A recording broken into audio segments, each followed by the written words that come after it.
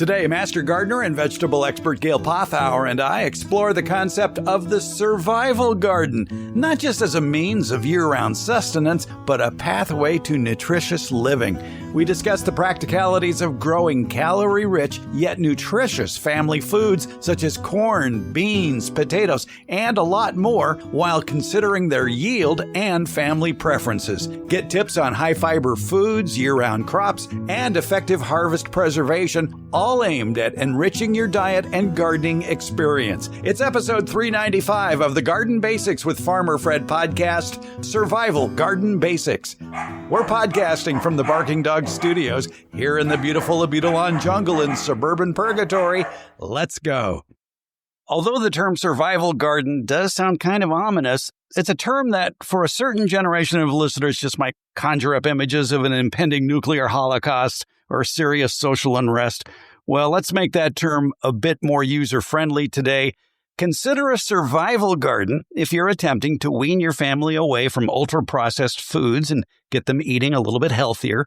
Or maybe you're aware of the blandness and nutritional deficits of grocery store fruits and vegetables due to the demands of commercial agriculture to produce food that primarily looks good, and it can handle the rigors of shipping long distances and can last a long time in a warehouse storage bin. We've talked about that in the past on this show, about studies that have shown the nutritional decline in modern hybrid vegetables versus the varieties of more than a half century ago, which had much more nutritional quality. Back in October of 2024, there was an issue of Modern Farmer magazine, and there was an article entitled Growing a Survival Garden, 10 Calorie-Dense Crops You Can Grow at Home. It looked at those crops that were the easiest to grow, that are the greatest sources of calories or nutrients that will fill you up and keep you satiated. And these crops included corn, beans, winter squash, potatoes, beets, lentils, chickpeas, garbanzo beans, Jerusalem artichokes, sometimes called sunchokes, sweet potatoes, and mushrooms. Well, the article was okay in its limited way, but there's definitely more to growing food than just picking those that are good sources of calories and nutrients. There are questions you have to ask yourself, though, if you're going to be starting a survival garden. Which crops produce the most food? Even though corn is on the top of that list in that Modern Farmer article, one stalk of corn may only produce a few ears per 6-foot stalk, maybe as low as just 2 ears. Nor is it a crop that will last very long nutritionally in your refrigerator. Corn has a short life, with one notable exception, and we'll talk about that. Winter crops. This article didn't go much into cool season vegetables that you could grow, so you could also eat in winter and spring. Most of the crops mentioned in the article will produce their finished product during the warm months. What are the cool season crops, including the perennial cool season crops that you can harvest, especially in more mild climates, during the winter and spring? Which crops, by the way, will your family eat? That's always a question a lot of beginning gardeners forget to ask themselves. It's better to plant test plots of unfamiliar ones before committing a lot of garden space in the survival garden to something that doesn't have a lot of what we will call local popularity in your household. And perhaps the biggest question that needs an answer that wasn't answered in this article is, which crops have the longest storage life and how do you store them? We'll be tackling a lot of those questions today. Sacramento County Master Gardener and Vegetable Growing Aficionado Gail Pothauer is with us. Gail, that was a very interesting article, wasn't it, about the 10 most, I guess you'd say, filling crops, really, and nutritionally dense crops that one could grow. It was an interesting article, and I can agree with some of what is in the article. I also agree with what you said, that some of it may not be a wise thing to grow space-wise. You may not get a lot of bang for your buck.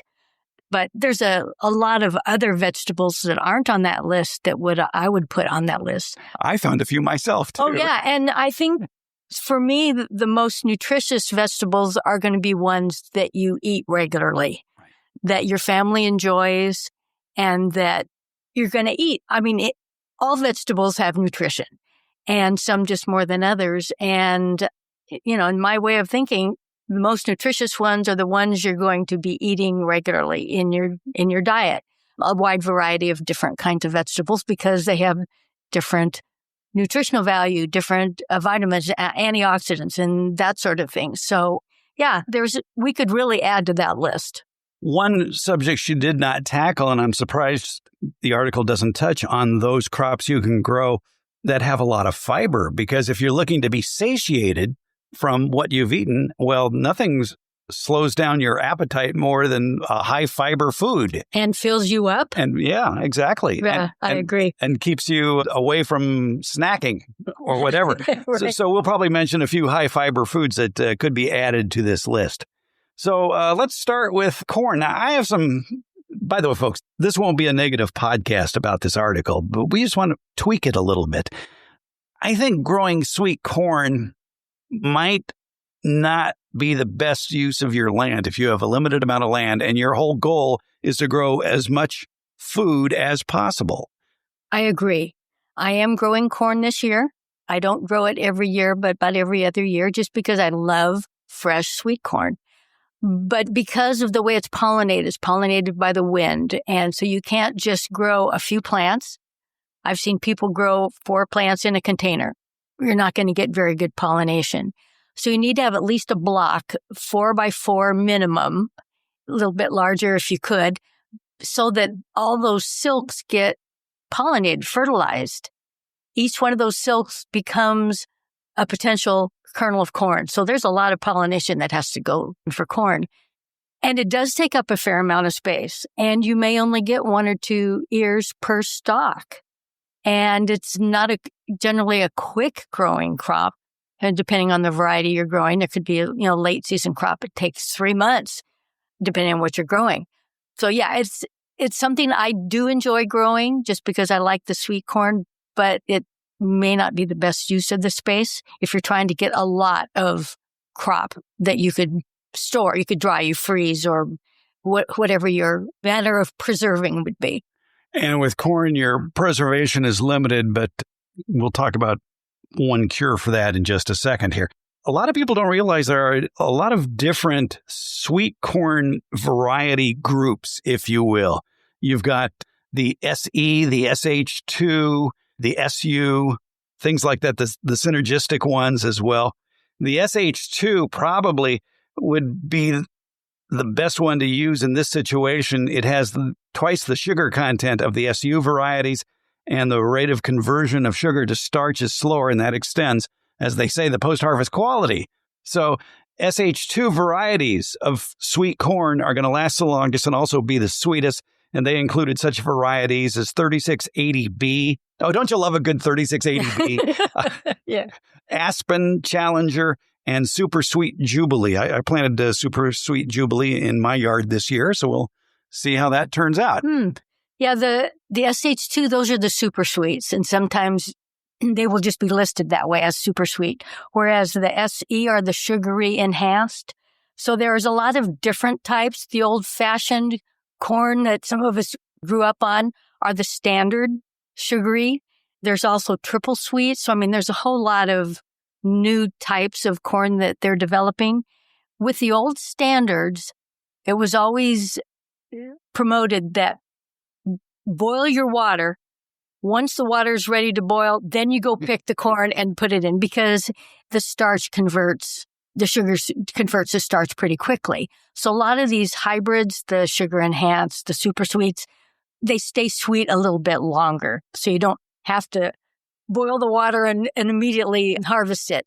It will last longer, but over time they will still get a little bit starchy, so you can't keep them in the fridge for weeks.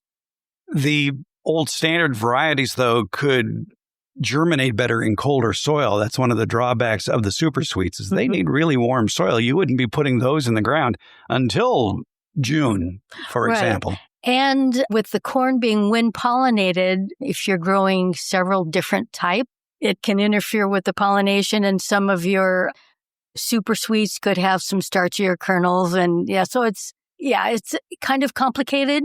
Typically, cross-pollination would only manifest itself in the seed for next year if you saved the seed. But with corn, it's a little different. So it will affect this year's crop. Yes, you will see it if things have gone awry. Yeah, especially if you're growing popcorn next to sweet corn, that type of thing. Well, you can if you time it right. Right, yeah. And that's the whole thing. And that's what I'm trying to test in my garden this year with growing corn, is I put in the early variety, the SU variety. I think it was Silver Queen, which is a white corn, and it's already 3 feet tall. And I'm sure I'll be harvesting it because I planted it in early April, I do believe. So that's, I think it's 100 days for that. No, it's 88 days for that. So what would that be like? May, June, mid-July.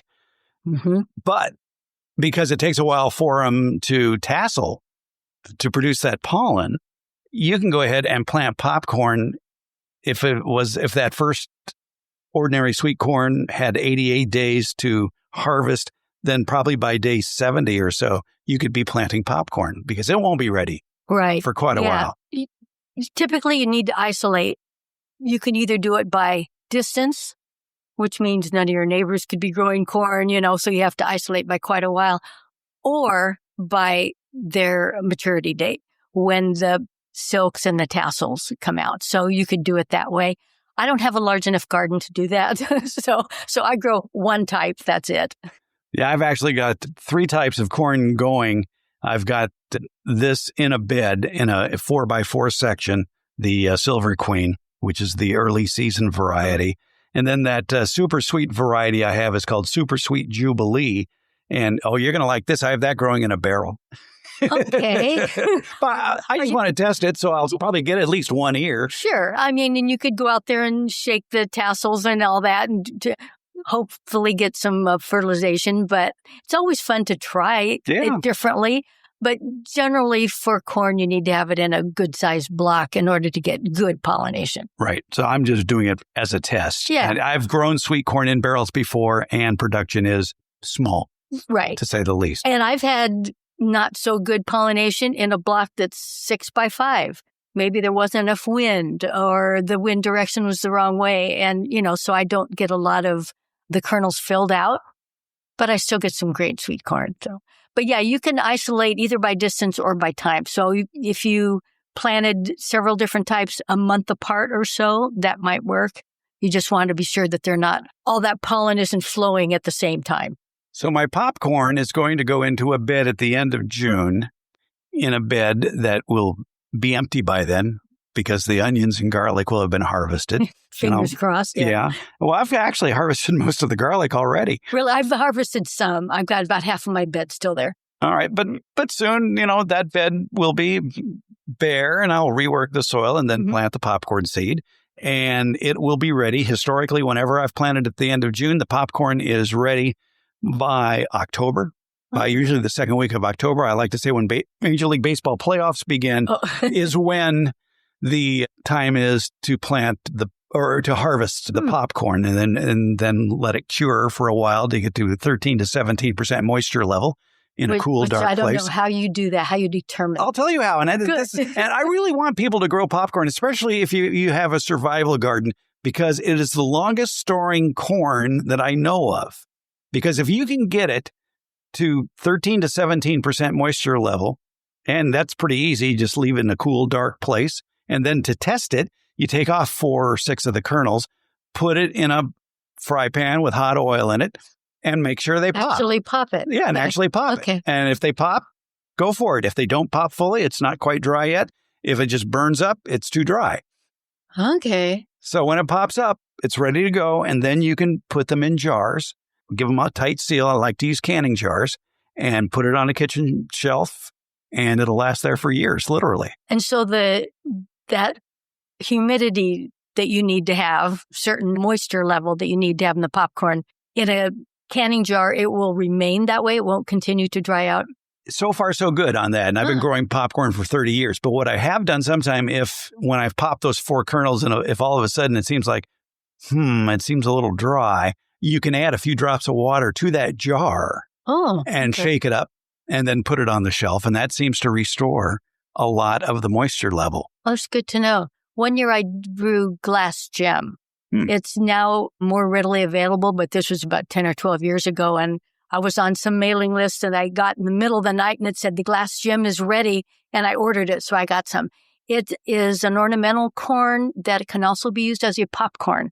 And I didn't try it as a popcorn. I use it for ornamental purposes because it's got all the different colors in one ear. purple and pink and orange, and it's just really pretty. But it can be used as a popcorn, so that's good to know. I may try that. There are a lot of decorative heirloom popcorns as well. Among the more colorful ones are Cherokee Long Ear and Black Dakota. But if you're just looking for a plain yellow kernel that pops up white, historically I've loved Pennsylvania butter-flavored popcorn, which is an heirloom that goes back to 1886.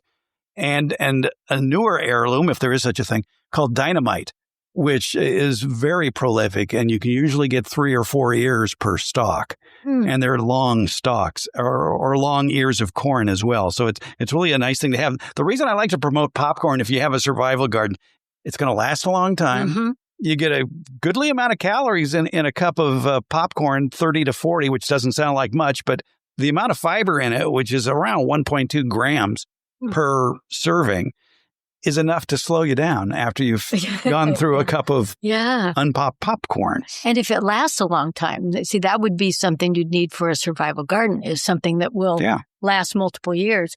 Have you ever grown a popcorn that is a mushroom popcorn as opposed to the butterfly type? I did. And I think the reason people grow the mushroom popcorn, and one of those is called Gourmet Mushroom F1. Harris Seeds carries it. Oh, okay. And it's a hybrid variety. If people like to have kettle corn or caramel corn. The round ball mushroom type popcorn is perfect for that. I don't find its flavor to be as full as with the other kinds, but if it's covered in caramel, are you going to? Well, you see, that's the downside of popcorn.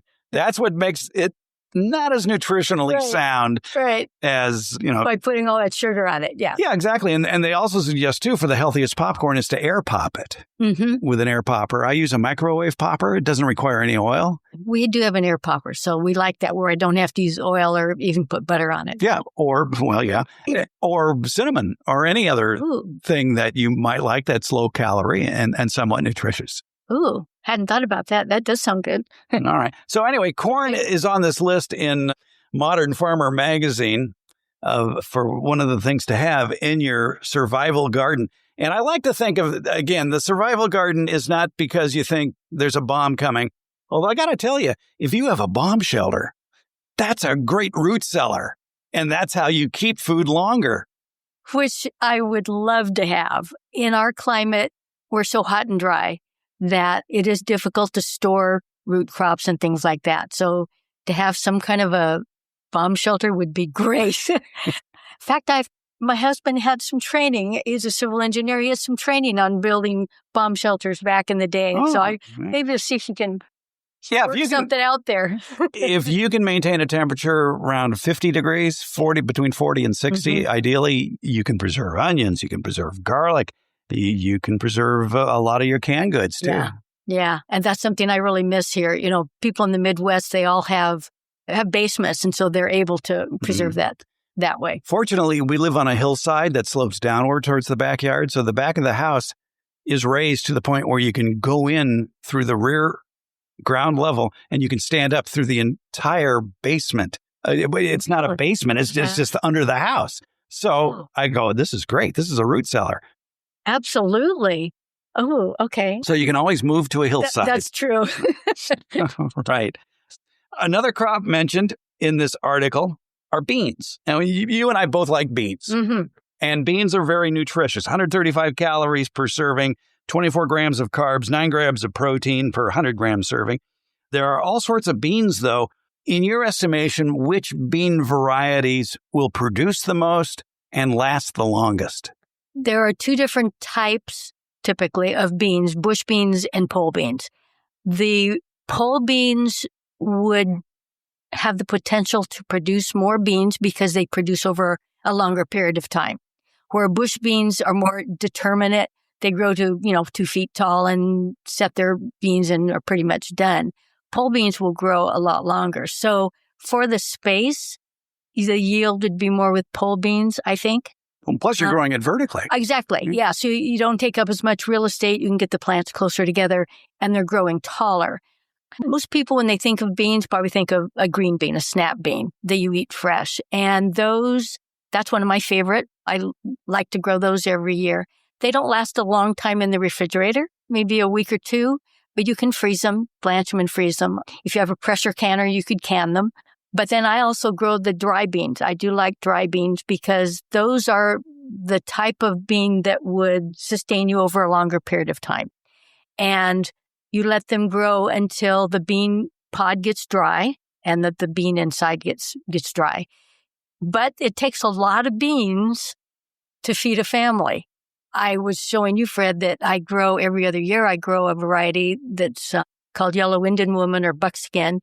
And it's a small little yellowy bean that is reminiscent of a black bean in its flavor and the way it holds together. And I grow an entire bed of these beans, and I have a quart jar. That was my yield. It takes a lot of plants to produce a lot of dried beans. And if you have this is just a family for two of us. So if you had children and other people that you're providing for, you need to grow a lot of beans to get dried beans that are going to sustain you over the winter. There certainly are pole beans that are dry beans. Right. The one that I grow happens to be a pole bean. Okay. And to say I had, 60 plants, I think, and I have a quart of dried beans. So yeah, it takes a lot of plants to produce a lot of dried beans. Bush beans will provide a lot of fresh beans and over a short period of time. So, I grow them every year in the summer because we do like fresh beans. What is the spacing for a pole bean versus a bush bean? On the pole beans, I do them about 6 inches apart, and I run a string up. I have a trellis at both ends, and I have a copper tube that goes across the top, and then I run the strings over that. So it goes over the pole and down the other side. And so I end up with about 60 some odd plants. They're about 4 to 6 inches apart.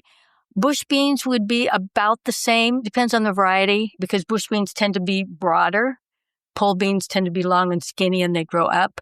But I do them about the same, maybe 6 or 8. Really? Yeah, 6 or 8 inches maybe apart. Isn't that a jungle then? It pretty much is, but I also put up supports even for my bush beans. They don't usually need supports because they only grow about 2 feet tall, but they still want to flop over. And I don't want any of the beans to actually touch the ground. Even though I mulch with straw, I still will put up some kind of support, whether it's bamboo stakes around the edge and run twine. At the horticulture center, we're using bicycle wheels that we put around the edges and we'll run twine between them. Some way just to keep the plants from flopping onto the ground. The beauty, too, of growing beans in your survival garden, it is a protein. Correct. And there's a lot of different varieties. There's the Italian flat, more like a Romano bean that they're a little bit meatier. You've got the haricot vert, the filet beans, the French ones that are real thin and tender. They're green. They've got them purple and then yellow. So a lot of different varieties, a lot of different flavors. And then when you go to the dried beans, there's a lot of heirloom dried beans and even some new hybrids where the bean themselves that you save, the dry bean part, are speckled or they're striped beautiful. And purple. Yeah, different colors, kind of jewel tones. I think my favorite was Bingo. Oh, I haven't heard of Bingo. Yeah. But I do like this buckskin or yellow ended woman that I grow every year. It's a really good bean. I think of all the crops we'll be talking about today for a survival garden, beans are the ones that are going to grow the quickest, give you a heck of a lot of nutrition, and they improve the soil. Absolutely. As a legume, they will affix the nitrogen from the air into the soil onto the roots as long as the right rhizobium bacteria is there. So you usually want to inoculate your beans, but you don't have to. And then it will fix those nitrogen nodules to the roots of the plant. So then when you take the plant out, what I do is I'll cut it off at the soil level and leave those roots in the ground. So those nitrogen nodules are there for the next crop that's being grown. Excellent idea. They can utilize the nitrogen. And by the time you get around to planting there again, those will have broken down. Right. And microbes will have broken them down. So yeah, it makes it available to the next crop that you grow. One guest we've had on the show before, the fresh physician, Dr. Laura Verich, is very fond of beans. She says legumes like beans, peas, and lentils are wonder foods. They contain nutrients known to be anti-inflammatory, anti-obesity, antioxidant, and anti-carcinogenic, which decreases the chance of cancer. A study of multiple societies around the world demonstrated that eating legumes was the most important dietary predictor of increased survival, with an 8% decrease in premature death for every 2 tablespoons of legumes eaten per day. It's not saying you're not going to die, but it's saying you're going to live longer. Right. And lentils and garbanzos or chickpeas, those are both legumes that are easy to grow. I don't produce a lot. I did grow garbanzos one year just for the fun of it. I had never grown garbanzo beans before. And there's only 1 or 2 little beans in each of the pods, so that they're not huge producers, but because they're more bush type plants, you can grow them a little closer together. Just know that you're not going to get a lot of yield out of each of the little pods. They don't have a lot of beans in them. But I've never tried growing lentils. I think it would be fun. That's something I think we ought to maybe try to do at the Fair Oaks Horticulture Center. Try to grow some lentils. How much room would you need for that? Our beds are 4 feet by 20. I'd say we could do a half a bed. That could be kind of fun just to see how they grow. My understanding is that lentils are more of a cool season legume. Most of the beans we think of, the regular snap beans, the green beans that we eat fresh, those are warm season crops. You have to have warm soil before the seed will germinate or they'll just rot, and they go through the summer. Fava beans are a cool season legume, grows through the winter, and apparently lentils are as well. I've not grown lentils, but my understanding is it's more of a cool season crop that I would assume you would plant maybe in the fall, maybe September or so. It depends where you live in the country. I'm sure it does, yeah. According to Modern Farmer, you would plant lentils April to early May, or whenever temperatures are consistently above 40 degrees Fahrenheit. Most varieties take about 100 days to reach maturity. So it's a long growing season. It is. So it's more of you plant them in early spring then. Well, I don't know where this Modern Farmer author lives. So I would think that they would sort of split the country up and say, well, let's do this for USDA Zone 7 and 8. Because once you start getting to 9, we can talk about a lot of great survival garden crops to grow for California, for example, that you wouldn't have a chance in other parts of the country. Right. Things like artichokes. Yeah. Oh, yeah. Because our climate is so different from other parts of the country. But I know that the University of California does have some information on growing lentils. So I will be looking that up because that could be kind of an interesting thing to grow. Another crop on the list of survival gardens from Modern Farmer magazine was winter squash. Pumpkins are a winter squash. There's certainly a lot of recipes, soups, or a side dish that can last a long time. And winter squash, that can last a long time. And some people think that the difference between summer squash and winter squash is that summer squash is grown in the summer and winter squash is grown in the winter, and that is not correct. Winter squash is grown during the summer just like zucchini and patty pan squash. It's just that it takes a little longer to mature. The skin gets a little tougher, the stem gets a little woody, and it stores over the winter. That's why it's called a winter squash. So then a root cellar would be great to have. Yeah, exactly. Yeah, for the winter squash. Right. Summer squashes are nice, but the storage of zucchini, I've never experimented with storage of zucchini. The only way I have stored zucchini is when I've preserved it. I make a zucchini butter that I store in the freezer. I don't do a lot of canning. I don't have a pressure canner, so I do a lot of freezing. So I freeze zucchini that way. But yeah, the summer squash, which would be the yellow crookneck, the patty pan, the little scallop, the zucchini, those won't last a long time in your refrigerator, and you certainly can't store them in a root cellar. They would mold. They're so thin-skinned. Right. The winter squash, on the other hand, as I say, they take longer to mature. You want to do the thumbnail test on the skin so you can't easily pierce the skin. What it does is it changes to its mature color. So if it starts out green, for instance, say a butternut squash would start out dark green, then it would turn that tan color that is typical of a butternut squash. So know what the mature color is supposed to be. Then try the thumbnail test. If it doesn't easily pierce the skin, it's getting tough enough. And the stem often gets kind of corky or woody. Meets all of that criteria. Then cut off the stem with a pruner. It's going to be a pretty thick stem. Leave at least a couple of inches on the stem. Don't carry it around by the stem. Mm-hmm. If that stem breaks off, then you run the risk of the the squash rotting. But then you want to cure it for several weeks. I think all except acorn squash needs to be cured. And what that means is the starches, the carbohydrates are turning to sugar. So it makes it a little bit sweeter. And I put it in kind of a dry place. I wouldn't leave it out in the sun, but someplace a little dry for a couple of weeks. And probably out of the heat. Out of the heat, correct.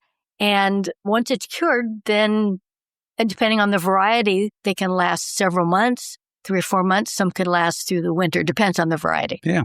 I think we should rename this episode the Bomb Shelter Garden. Yeah. Certainly, a root cellar is going to come in very handy. I know. Man, I would love to have one. All right. Another crop mentioned in this article are potatoes. Mm-hmm. And potatoes are pretty easy to grow, too. Mm-hmm. I've got potatoes growing right now. Grow them every year. They're probably one of the easiest crops to grow. As long as your soil has been prepared well, it has organic matter and it's not too clayey, it needs to have good drainage. And so I grow in a raised bed. It's one where you plant it and kind of not forget it, but it doesn't take a lot of work. Potatoes do like to be hilled up. What happens when you plant a seed potato? You can plant potatoes from seed. There's a new variety out called Clancy. That's an All-America Selection winner that is grown from seed. But typically potatoes are grown from a seed potato, an actual potato, that you want to have disease-free certification. You don't want to pass any diseases on. So I would hesitate to grow a sprouted potato from the grocery store. Yes. Just because you don't know if there's a disease in it that you're passing on. But at any rate, you get certified disease-free seed potatoes from a garden center or mail order. You get your soil prepared. And what I like to do is dig a trench about 6 inches deep, maybe 6 to 8 inches deep. Put the seed potato in there that I've already kind of pre-sprouted. It's called chitting or green sprouting, where you kind of get a jump on it. So it's already starting to sprout. How do you do that? I put them in an egg carton in my north facing window. So it gets light, but no direct sunlight for 4 weeks or so. And it starts to sprout. It breaks dormancy and the little eyes on the potato start to actually sprout. And so you get a jump on it. And I like to plant potatoes that are the size of an egg, a hen's egg. That way I don't have to cut them. If you have bigger potatoes, you do need to cut them into smaller pieces, and there are ways to do that. And I've had pretty good luck letting them kind of scab over a little bit. That's like 1 or 2 days on the kitchen counter. Yeah, kind of. Yeah. But even then, you run the risk of those cut potatoes rotting in the ground if your soil's too wet. But this year we had pretty good luck. They all came up. So apparently I have figured out how to do it. But anyway, then you cover it with soil. So they're down in this little trench, and maybe about a 6 or 8 inch deep trench. You put the potato in and covered it. You didn't fill in the trench. You just covered the potato. And in a couple of weeks or so, you'll see sprouts coming up. And then as the plant gets maybe 6 or 8 inches tall, then you fill in that trench. So you're hilling it up by covering that seed potato with soil. Are you clearing off the branches that are there? Nope. I'm just adding soil. You don't want to bury the top of the plant. You always want to have foliage out for photosynthesis, but you are providing space for the tubers that are going to be developing to grow. So the stem comes up out of the seed potato that is sprouted, and these underground stems start to form in the soil. And at the ends of those stems are where the potatoes will form later on. So you're hilling up by giving them a place for those little tubers to form in soil. And then I always add 4-6 inches of straw mulch on top of that to keep it covered, to keep the soil from drying out, keep weeds from coming up, and also to protect any of the little potatoes that are forming from getting sunlight. Because if they're exposed to light, they'll turn green. If you've ever seen a green potato that has a green skin, that's the solanine, that's the toxic compound that's in the solanaceous plants that you wouldn't want to eat that. You'd want to peel that off. But if you keep it covered, if it's not exposed to light, then you won't have that issue with the greening. Could you use portions of that green potato for a seed crop? You can use it for a seed crop, right? Okay. Just you don't want to eat that.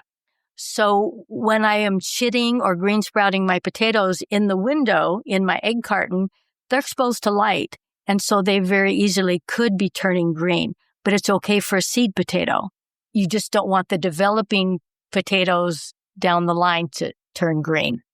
Potatoes, though, are the crop that keeps on giving if you don't get them all, which is why I like to plant potatoes in a large fabric bag. Because they're easy to dump out and you get them all. You get them all, right. Otherwise, you're going to leave one or two behind, and next thing you know, you've got a potato jungle. Right. And yeah, you'll never get them all. There'll be some little marble-sized potatoes that you didn't know were there when you dig them out of your raised bed or out of the soil, and they will come up. I don't recommend letting those continue to grow because they could have some kind of disease or kind of an insect problem. So everything I've read says you don't want those volunteer potatoes to come out, so I'd take them out rather than, it'd be kind of fun to experiment, I suppose, let them grow and see what they produce next year, but just know that you might run the risk of spreading a common disease like scab or something that could be a soil-borne disease. Yeah, potatoes can carry a lot of potato diseases and soil diseses. I have a whole compendium on potato diseases. There's a lot of things they can get. Yeah, but you could, the beauty of living here in California is you can plant potatoes, I think, in more months than not. And Agreed. I'm thinking that as the potatoes that, for instance, you and I planted back in March, by the time they're ready to be harvested, you could use some of those as seed potatoes again. Right. And it depends on the variety. The ones that we planted in March, I think you're referring to the Bodega Reds. Right. That's a long season. That's 100 crop. days, isn't it? It's at least 100 days. Yeah. So unfortunately, by the time we get those seed potatoes and we plant them in mid-March, they're going to go through the heat of summer. So that's kind of tough on potatoes. They're considered a cool season crop. And when they go through our 100-degree days in the summer, that's really tough on them. So if you grew a shorter season variety, say a Yukon Gold or something is shorter than these Bodega Reds, you would be able to harvest them before we got in the heat of summer. Then you could plant them again, save some of those potatoes as long as you know they haven't had any diseases. I would stick them in the paper bag, in the vegetable crisper, in my spare refrigerator in the garage. That's where I keep them. I don't put them in a sealed plastic bag. I may put them in a plastic Ziploc bag, but I don't seal it. I want to have some air circulation. And they're in a vegetable crisper by themselves with nothing else. It has ethylene gas that would cause them to sprout. No apples. Right, no apples. And then if it's a short season crop, I would consider planting it again late summer, and you could have some potatoes by Thanksgiving or Christmas. Yeah. And really, it's an economical crop from that standpoint, but it's still nutritious too. Potatoes per 100 grams contain about 80 calories, 17 grams of carbohydrates, and 2 grams of protein per 100 grams. So for any survival garden, potatoes are a slam dunk. Absolutely. And there's so many different varieties now. There's the old heirlooms, there's new hybrids, but there's yellow and red and purple and, all these jewel tones. So there's a lot of different varieties now. There's some with the russeted skin, some with smooth skin. So yeah, it's a lot of different varieties out there to try. I thought there would be more root crops listed on this survival garden list than there are, but one root crop that is prominently mentioned are beets.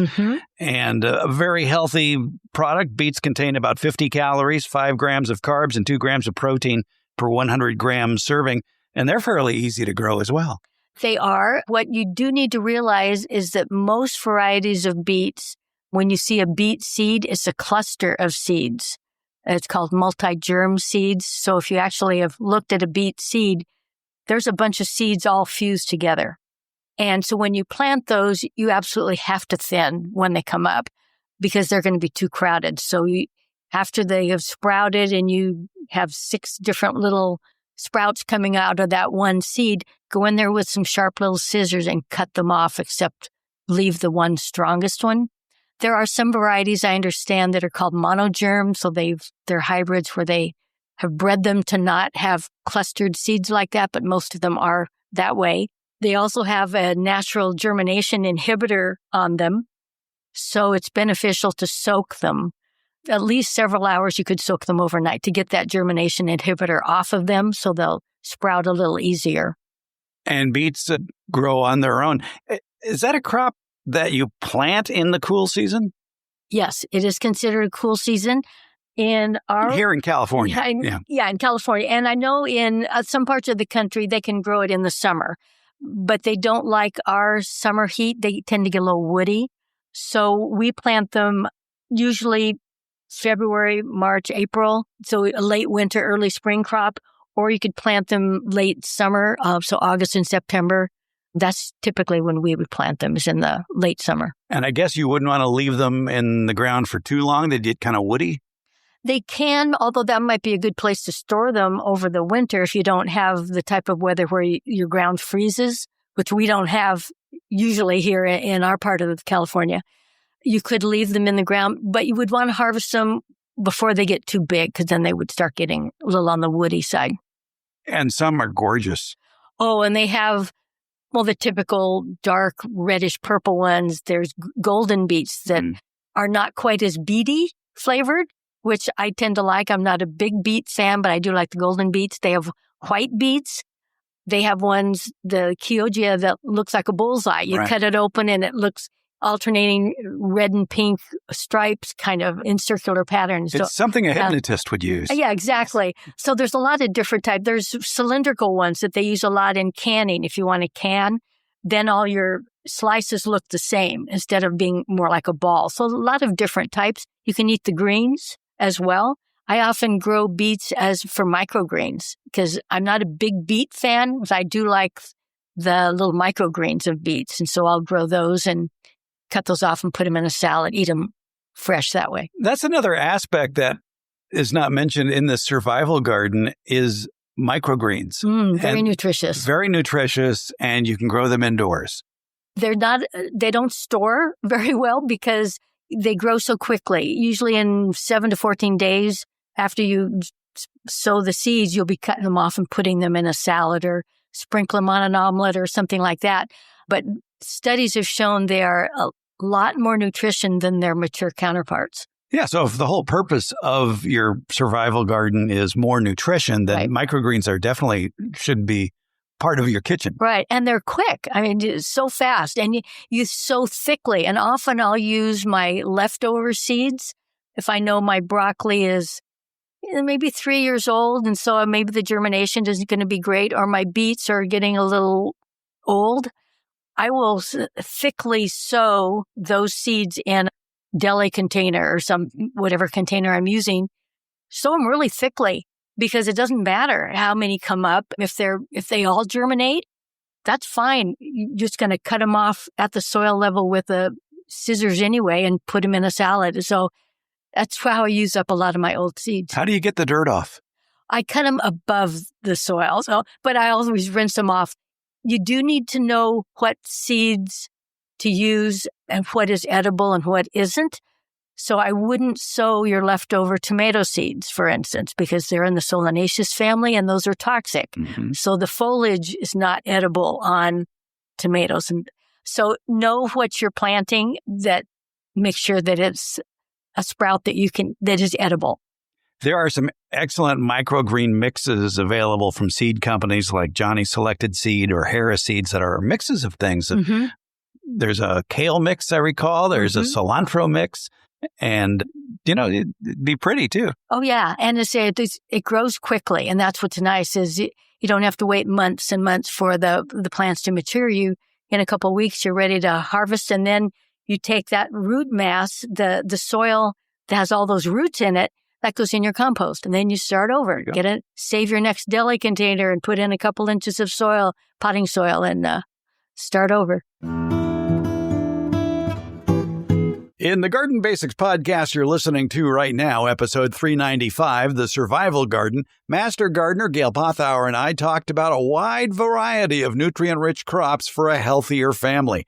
And we briefly talked about microgreens, which are very nutritious and easy to grow. Maybe it was a little too brief if you ask me, So for the current edition of the Beyond the Garden Basics newsletter, we do a deep dive into growing microgreens featuring a previous interview all the way back in 2020 with Gail on that topic. You'll find out the wide variety of seeds that can grow to a harvestable size in as little as 10 to 20 days that can provide great nutrition in small doses when used as a garnish or maybe perhaps as a salad at mealtime. Heck, put it on a pizza. Plus, you'll enjoy the microgreens' wonderful taste and colorful appearance. It's all in the June 5th, 2025 edition of the Beyond the Garden Basics newsletter, which is entitled Growing Microgreens. This newsletter edition is available now in its entirety for both free and paid subscribers. Now, paid subscribers do have some added perks. We have a new Monday edition of the newsletter that's just for paid subscribers. Last week, it was all about hot weather tips to save your garden. Another benefit of being a paid subscriber to the Beyond the Garden Basics newsletter, paid subscribers also have complete access to the previous posts of the Beyond the Garden Basics newsletter, and there are now over 200 of those editions.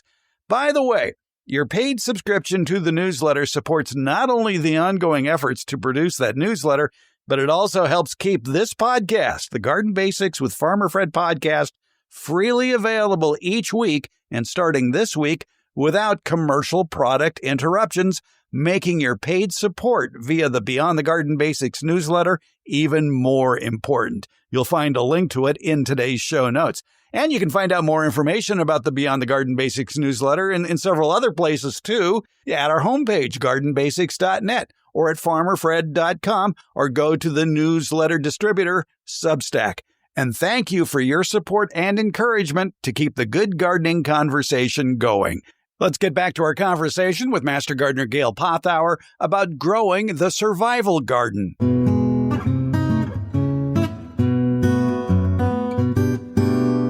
For people who enjoy hummus, the key ingredient there is what? Garbanzo beans? Chickpeas, yeah. Chickpeas and garbanzo beans are on this list of crops to grow for a survival garden. They are in the legume family. Yes. And I imagine there's your meat replacement. Correct. If you don't have a cow down there in the bomb shelter with you. Yeah, they are in the legume family. They're not a bean and they're not a pea. So while it's called garbanzo beans or chickpeas, they are neither beans nor peas, but they are in the legume family. They're meaty like a lima bean. Okay. So if you're familiar with limas, they grow pretty rapidly, but you want to be sure that the soil is not too wet when you plant the seeds because they can rot before they come up. When is planting time for that here in USDA Zone 9? Yeah, it's a warm climate, so it's not a cool season crop like fava beans. So it would be, and they have a long, at least 3 months, 100 days growing season. So yeah, you'd want to be sure that typically for beans, you want the soil to be at least 65 degrees. All right. So around here, that's May, June. Yeah. Yeah. Okay. And then wait. Yeah. And as I mentioned, I did do garbanzo beans. You don't get a lot of beans, 1 or 2 beans in each of the pods, but the foliage is completely different than typical beans. It's real ferny looking. So it's kind of pretty. So it's fun to try. How tall does the plant get? A couple feet, 18 to 24 inches. And actually, parts of California down the valley is a big garbanzo bean growing area. I didn't realize that. All right. They're delicious as meat replacement, a staple in Asian cuisine. And of course, as everyone knows who likes hummus, it's part of hummus. And it contains about 160 calories, 27 grams of carbs, and 9 grams of protein per 100 gram serving. Another plant on this list from Modern Farmer magazine for the survival garden are sunchokes, also known as Jerusalem artichokes. I am totally unfamiliar with that other than seeing them in the grocery store. I am not even sure I know what they taste like. And you're eating the roots, aren't you? You are eating the roots. It's a tuber, and they're kind of gnarly looking. If you're familiar with a fingerling potato, kind of has that look, but they're more rough-skinned and more knobby than that. Kind of not very attractive, but, it's an underground root tuber. It is native sunflower. So you're going to want to put it in a place that can handle a 10-foot tall plant because they get huge. And then in the late summer, they have this small little sunflower daisy looking flower, which to me is kind of proportionally wrong. You got this huge plant with a tiny little flower at the top, but they'll need some kind of staking because they're so tall they can blow over in the wind. So when we did grow them at the Fair Oaks Horticulture Center, 8-10 years ago, trying to think when we did that, we put up some galvanized fence poles to have, substantial stakes for the plants. We did grow them at the end of our raised bed, and we grew them on the north side because they get so tall. We figured they would shade whatever we were going to be growing next to it. They can be a little on the invasive side in that 1 pound of tubers can make 100 pounds of tubers. I mean, it's huge yield that you can get from them. And if you don't harvest them all, they will increase next year. So any of the little tubers you left in the ground they'll go dormant in the winter and then they'll resprout. So if you contain them some way to grow them, if you do it in a raised bed, I would put up some kind of a border, maybe like if you're growing mint, you don't want it to escape, or just be sure that you dig all those tubers out each spring. Good way to store them is to leave them in the ground. If you don't have freezing temperatures, which we don't here, our soil doesn't freeze. Even if you did have freezing soil, if you got a thick layer of straw or something, that could insulate it. But that's one of the better places to store them is in the ground and dig them up as you need them. This sounds like a back 40 crop. Pretty much, yeah. Say it is huge. They get to 8 to 10 feet tall. So it's really large, large plants. And they do die back, so they're not there all year, and then they'll resprout. But yeah, you get a lot more yield from Jerusalem artichokes than you do from potatoes. All right. For sure. Jerusalem artichokes, and erase from your mind if you think you know what an artichoke looks like, because it doesn't. No, and nothing. I think it must have got that name maybe because it tastes a little bit like an artichoke heart, perhaps. And they're not from Jerusalem at all. No.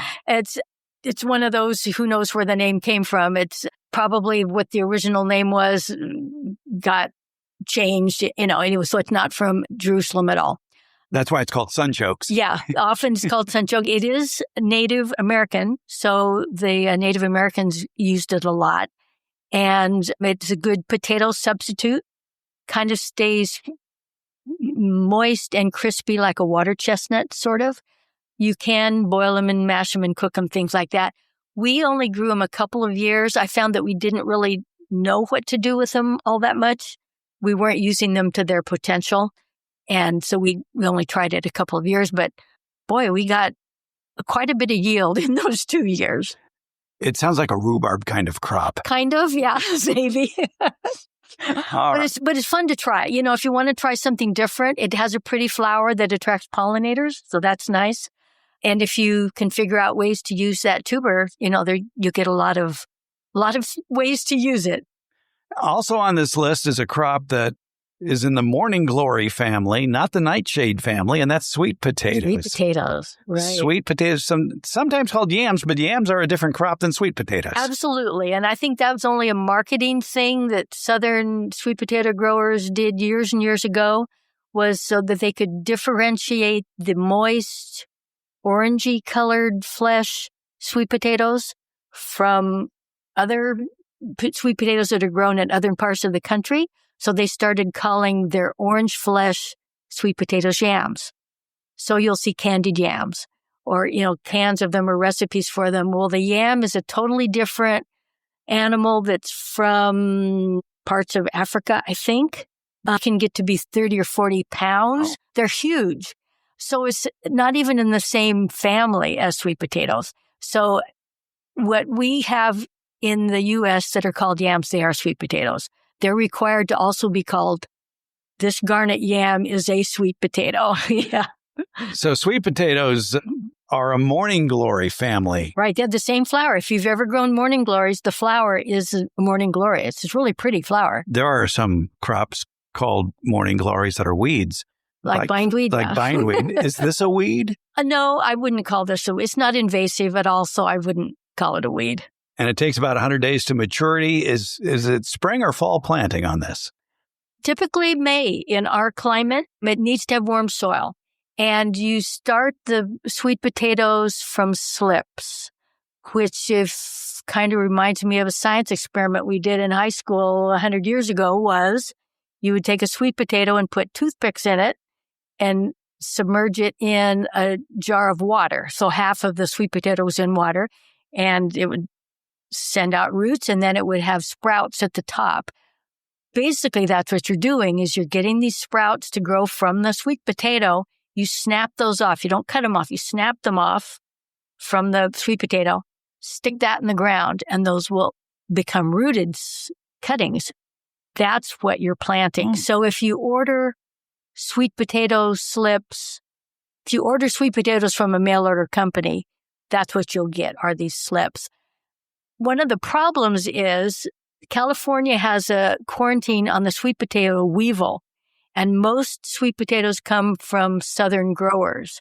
So there's a lot of mail order companies that sell sweet potato slips, but if you read the fine print, cannot ship to California. So what do you do?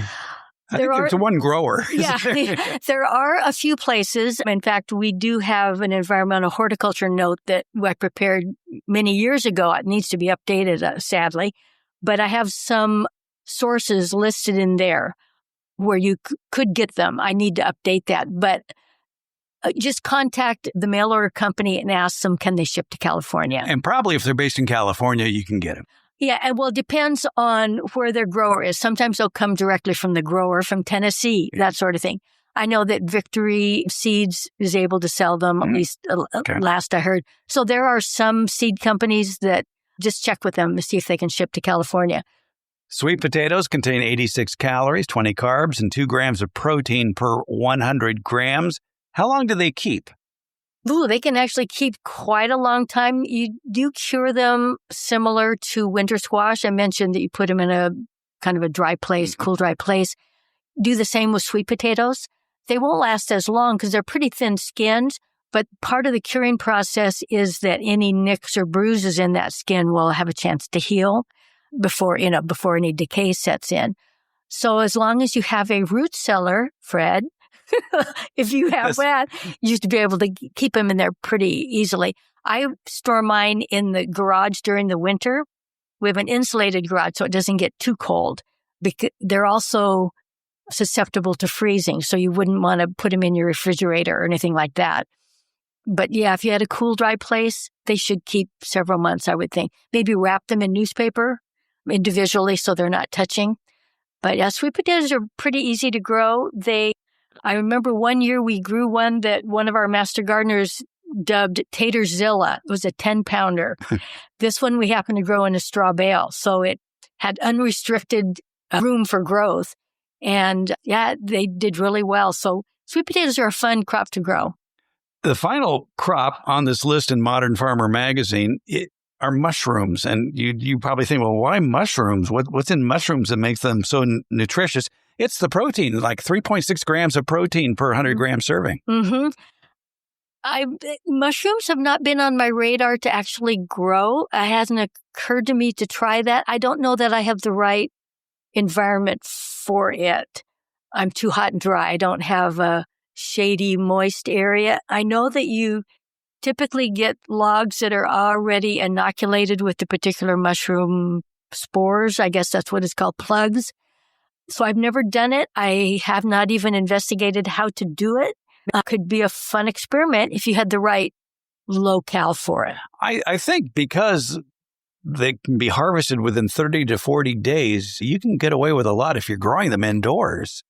Yeah, if you had the right, not too dry, I'm not sure what conditions they really want. I do know that we did have a speaker at one of our Master Gardener meetings last year, I believe it was, who's a mushroom grower. And he was trying to get a lot of the public interested in growing mushrooms. So not only was he selling the mushrooms, I believe he was selling the kits or the inoculation paraphernalia that you need. So it could be a fun experiment. It's just not something I have thought about growing. I love mushrooms. I buy them every week when I go grocery shopping, but I bet if you went to Amazon and looked up mushroom kits, they'd be I'm there. sure. Absolutely. Or your local nursery. Yeah. The choice is yours.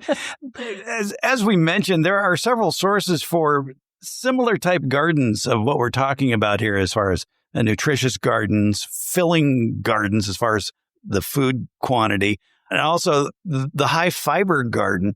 And in case you were curious, the top, how many do I have on here? I think I've got I've got at least 5 of the highest fiber, soluble fiber vegetables, fruits and vegetables. And they include artichokes, blueberries, pinto beans, apricots, and green peas.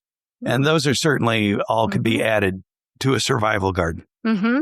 Plus, I would think any of the brassica family, the cabbages, kales, broccoli, cauliflower, while they may not store a long time, especially leafy greens and things like that, they are certainly nutrition powerhouses, all the antioxidants and vitamins that they have. So I would think that those sorts of vegetables, which are actually fairly easy to grow as well, should be added to the list. I found more high fiber foods for your garden. Kidney beans, white beans, raisins, avocados, carrots, eggplant, oranges, and pears. Now, a lot of you can't grow avocados, or go ahead and try. You're going to try. Go ahead, try. I have tried. How'd it work out? After about 5 years, I took it out. It's just one of those. Yeah, but those are others of the high fiber, high soluble fiber that you may want to put in that diet as well for your home garden. Insoluble fiber, which is going to give you that filling feeling so you don't eat as much. Leafy greens like kale and spinach, brassicas like broccoli and cauliflower, legumes, beans and lentils, and then whole grains and some fruits with skins like apples and pears. Mm-hmm. Now, we didn't get into whole grains very much because that takes room and it's a rather tedious process. Yeah, we did at the Horticulture Center a number of years ago, did try growing some Sonora white wheat, I remember. Well, when you have a bed that's only 4 by 20 and you have 10 other crops in there, you don't have a very big patch of wheat, so you don't get much yield. But it was kind of interesting to try. Yeah, some of those things you need to have big piece of property, acreage, that sort of thing. But yeah, I'm a big proponent for the whole grains. And I did want to mention the carrots because that wasn't on the original list. Right. Carrots are really pretty easy to grow. It's great to grow with kids. If you've got kids or grandkids, it's a fun thing to grow. And all the different colors. There's white, yellow, orange, pink, red, purple carrots. So you get a lot of different nutrition from all those colors, the different antioxidants and things that they bring to the table. But you can grow some in containers. There are varieties that are long and skinny. There are some that are short and fat and round, and you can grow the shorter ones in containers. So if you don't have any place to grow other than a half a wine barrel or a few terracotta pots, you could grow some of those smaller carrots, and they're fairly easy to grow. They are cool season, at least in our climate. You would want to grow them late summer, early fall, and over the winter. That was the other thing that was missing from this article were more cool season crops that you could eat in the winter and the spring. And way back when, I forget what date this was, that the Alameda County Master Gardeners put together a list of perennial vegetables for the winter garden. Mm. And so perennial meaning that they're basically permanent plants. Mm-hmm. Obviously, it's going to take up a permanent spot in your garden, so you have to plan for that. And at the top of their list was asparagus. Asparagus, I would think, would be that'd be the first one that would come to mind. Then also, well, depending on what climate zone you're in, but artichokes and rhubarb. Right. Yeah, not here, but in the Midwest, you can do rhubarb. We've tried that. And then the Jerusalem artichokes, and there's a lot of kind of exotic things that the names are escaping me, but some of the things that... like sorrel. Yeah. Bunching onions are on this list of the perennial cool season crops to grow. Well, I suppose they were like the Egyptian walking onions. Those are considered perennial because they're top setters, and as those fall to the ground, they root, and so they kind of become perennial, I guess, that way. And what's also missing is garlic. Yeah. I would think that while it might not be a nutritional powerhouse, it has a lot of anti-inflammatory properties and things like that. And so I was surprised to see garlic not on that list because it also stores. Mm-hmm. And I'm harvesting my garlic right now, and it will store through the winter. Or wasabi. Or wasabi, okay. One thing about bunching onions, I know there's a big demand for bunching onions in our house. So I've got into the habit, something that Pam Farley, the Brown Thumb Mama, told us years ago, was just plant a new crop in a container of onions every month and then harvest them as bunching onions. Mm-hmm. I did that with I'm growing, not scallions, shallots for the first time. Mm-hmm. I haven't grown shallots. And what started out as 12 different bulbs, 12 different plants, I have about 10 or 12 from each of those. So I have well over 100 shallots from these original 10 or 12 bulbs. How are you storing them? Well, I'm just starting to harvest them now, but I'm assuming that I dry them like I would garlic and onions. So they're drying for a couple of weeks, and we'll see how they store. But yeah, shallots are kind of interesting. I don't know that I'm doing it correctly. Everything I've read sounds like I'm curing them. I will store them just like I would onions, but I don't know if they're going to store a long time. I don't have a good place to store them, Yeah, you need that bomb shelter. I need that bomb shelter. Yeah, all right.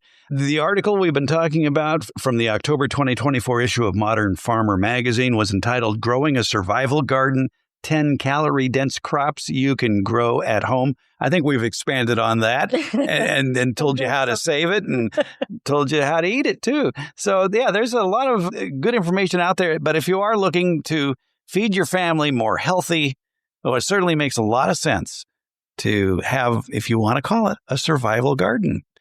Did we leave anything out of this? No, I just reiterate that just get a lot of different vegetables in your diet, a lot of different colors for the different nutrients that they provide. And if you can do that, those are going to be the most nutritious vegetables, are the ones that you are going to be eating, the ones you and your family like and that will eat regularly. I think that's the important part, is to keep them in your diet regularly. And kids like color too. Yeah, exactly. Yeah. All right. Gail Pothauer, hey, I think we've built ourselves a garden here. Thanks so much for your help. Yeah, and I'm sure there's a lot more we could talk about. We didn't talk about bell peppers and things like that. Well, yeah, that goes back to this idea of quantity matters. And a lot of the crops for this article were kind of limited product. That's right, yeah. And yeah, we didn't talk about peppers. We didn't talk about tomatoes. Yeah. But yeah. That's a whole nother show, huh? It is, yes. Yeah. We'll call that the bomb shelter show. There we go. All right. Thank you, Gail. You're welcome, Fred.